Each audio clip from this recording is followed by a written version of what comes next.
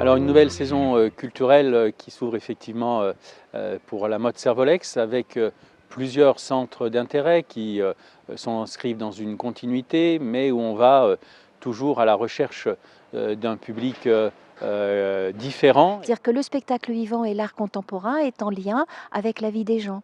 Donc là, de façon très simple, il est vrai qu'aujourd'hui, l'une des problématiques qui touche tout le monde, c'est l'environnement, bien sûr, et puis l'avènement du numérique.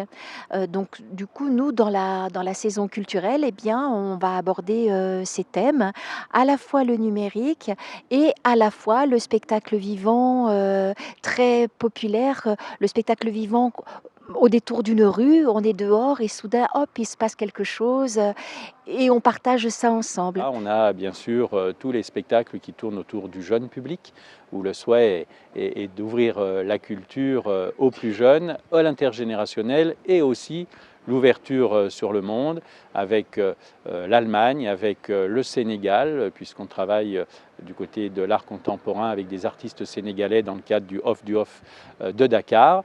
Voilà, donc c'est assez éclectique. Et puis le Salon du Livre qui sera sur le thème de l'international avec ailleurs c'est pas pareil, de façon à ce qu'on apprenne mieux à connaître nos différences et à s'apprécier dans notre diversité plutôt que dans une ignorance de ce qui nous est différent. On signe, on persiste, mais on accompagne le changement avec un certain nombre de petites nouveautés. Alors quand je dis on signe, c'est sur la vision qu'on a de la place de la culture au service du bien vivre ensemble de tout le monde, mais aussi au service du mieux vivre pour chacun d'entre nous dans son quotidien.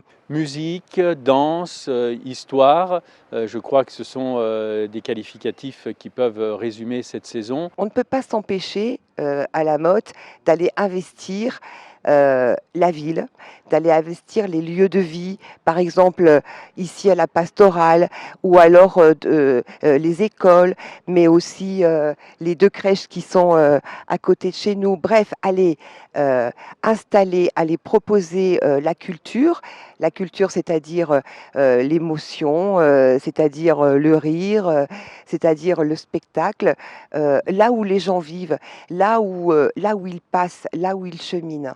Nous organisons ce qu'on appelle la nuit de la création. C'est une nuit joyeuse qui se déroulera cette année le 5 octobre.